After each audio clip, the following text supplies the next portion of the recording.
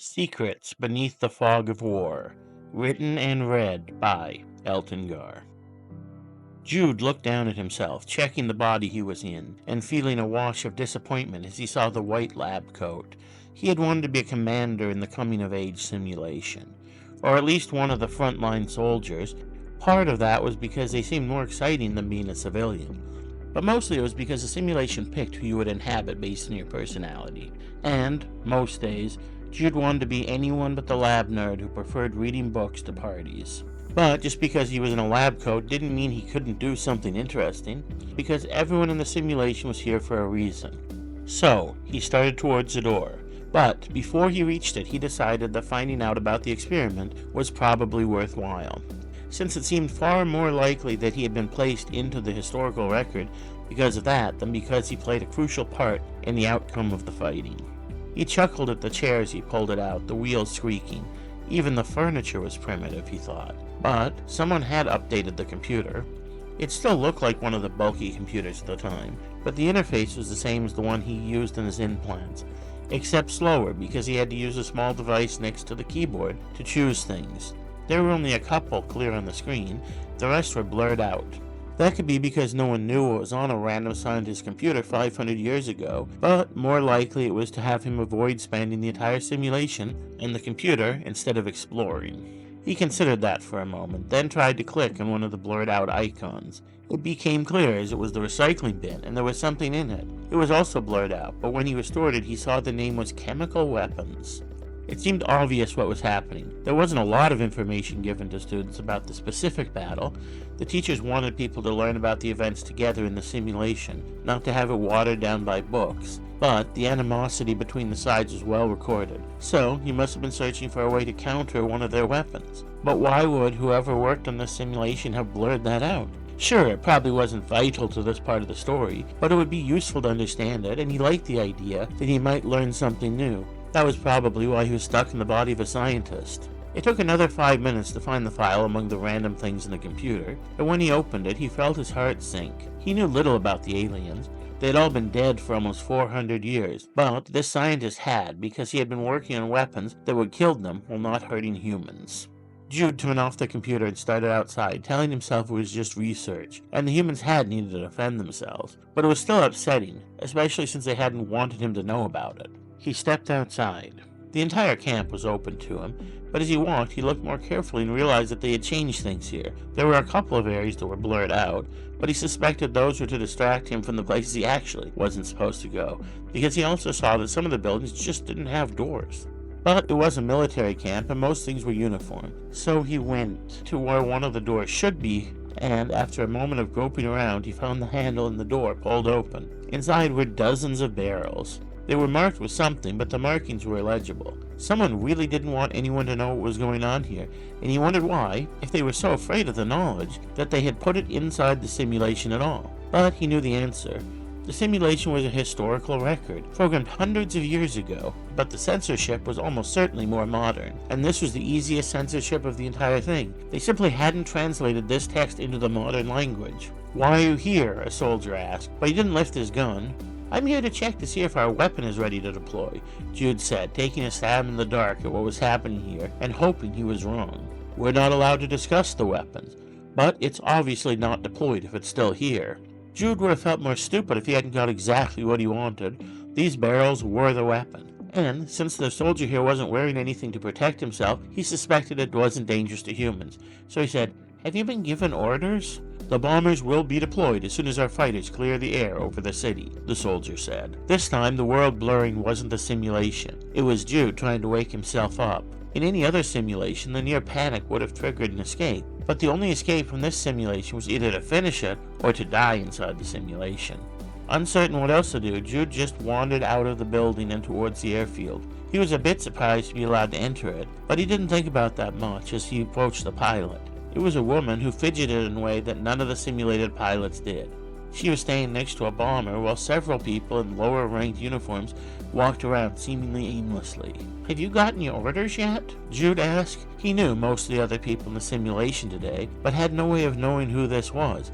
He couldn't even be entirely certain it was one of the other people who had turned 16 this year. She turned towards him and said, I'm supposed to drop a bomb on an ammunition depot. One bomb? Jude asked. Probably not. I don't know. I wasn't listening that carefully, the woman said. He was more certain than ever that it was one of the other real people. And where is the depot? Jude asked. Honestly, I wasn't planning on doing that. I figured it'd be more interesting to fly over the main battlefield. But I think it was near one of the cities, because they mentioned the targets of opportunity in the city, too. Jude was getting a bit frustrated by this. Didn't anyone else understand that this was important? But he suspected that the people who did weren't the ones he was likely to find standing around. They were doing more important things. But that line of thought was interrupted as a wave of creatures went over the fences. They were every bit as terrifying and inhuman as he had always been told, with long, twisting limbs and bulbous heads that were so crushed together that it was hard to tell where one of the alien soldiers started and another began. A few of them had weapons, but the vast majority were unarmed. As they rushed towards the planes, the guards drew their gun and began to fire into the writhing mass of creatures, and someone shouted, "You have to take off before they overwhelm the airfield. If you don't, we'll lose the battle and the war." That line had almost certainly never been said. Jude would bet on it. It sounded far too scripted. It was enough to get the pilot on the move, and with nowhere else to go, Jude followed into the huge bomber. He watched the other teen for a moment, but from what he could tell, he was just pushing buttons more or less randomly. It didn't matter. The plane turned on and moved towards the runway on its own. There were a few scripted moments in the simulation, and, likely, this plane would have taken off, even if the pilot hadn't gotten in. The script didn't seem to have noticed or cared about Jude, who moved towards the back of the plane. There were a couple of other people there loading bombs into place, but he saw no sign that they were real people, so he continued to the front and took the co-pilot's chair. At least he could see what was going on. After about 5 minutes of flying, they were hit by one of the aliens' anti-aircraft weapons. It was far less effective than anything humans had used in centuries, simply bullets, but they cut through the metal side of the bomber and hit both of the soldiers in the back of the plane. Not sure what else to do, Jude went back to check on them. One of them was still alive, though barely, but Jude reminded himself that as much as the memories of the death would stick with him, this wasn't real, or at least it had happened over 500 years ago, and this was just a reenactment. The bullets had also hit one of the bombs, but it hadn't exploded. Instead, there was a thick gray-blue fog coming out of it. If this was real, that might have scared him, except he knew it wouldn't hurt him. He had seen the information about this, and he understood now why this was such a pivotal moment in the war that they wanted it recorded. Reaching the bomb, he saw it wasn't a bomb at all. It blurred, and he saw one of the same barrels he had seen before. The only change was there was a small device attached to it. It took him a few seconds to work out what it was, and he wished he hadn't. It was an altimeter, designed to open the barrel while it was in the air so that the chemical weapons could spread further. He rushed to the front of the plane to tell the pilot not to drop the bombs, but they were already at the ammo depot. But that wasn't what Jude saw. It was the center of one of the alien cities. "Don't drop the bomb," Jude said, as the pilot pushed the lever forward. He didn't know what that was supposed to do, though it had throttle written on it, but instead of speeding up, a light in the panel began to flash red. It showed the outline of a bomb, and red, dropping bombs. He saw the bombs fall, and saw when the barrel exploded. It was just a small blur in the air. Nothing that he would have seen if he hadn't been looking for it, just like the explosions in the ground would have looked more real if he hadn't known it was fake. The world began to blur again. But this time, something else happened. He stepped out of the simulation, but not into the real world, into another simulation. This one was more basic. A few people standing around, eyes looking at the ground. One of them was the pilot he had just seen. Another was a soldier, and one of them was him. Of course, it wasn't actually Jude. It was a scientist he had inhabited. "You have seen the truth. Do not forget," the scientist said. "Is there anything else you would like to understand?" the soldier said. "Not exactly, but there is something I think we need to do," Jude said. A few seconds later, he opened his eyes. He pushed himself and adjusted to his poor eyesight in the dimness of the room for a moment. This was the real world. He glanced around. There were a few other people awake, but not many.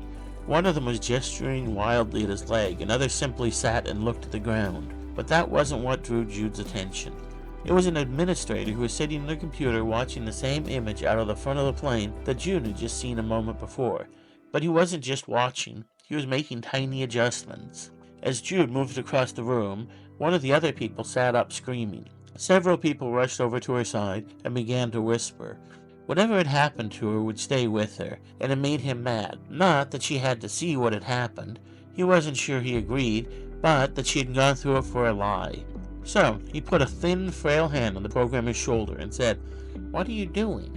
"Just making minor adjustments. We can't adjust the simulation unless it's running," the programmer said. "Is that because the people who made it wanted us to know what actually happened, instead of the propaganda?" Jude said.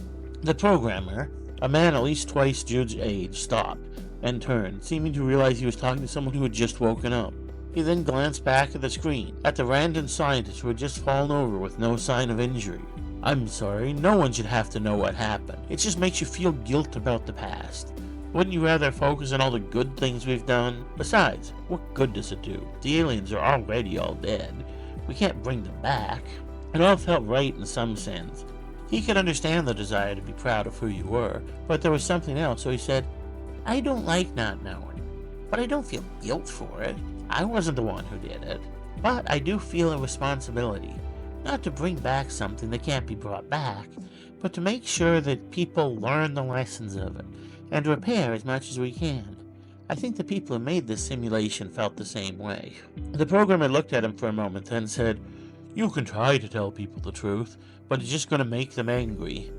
"I don't have to tell them," Jude said.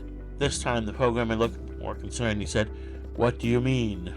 "All the changes you made, it's just covering up the history. But the simulation is still there.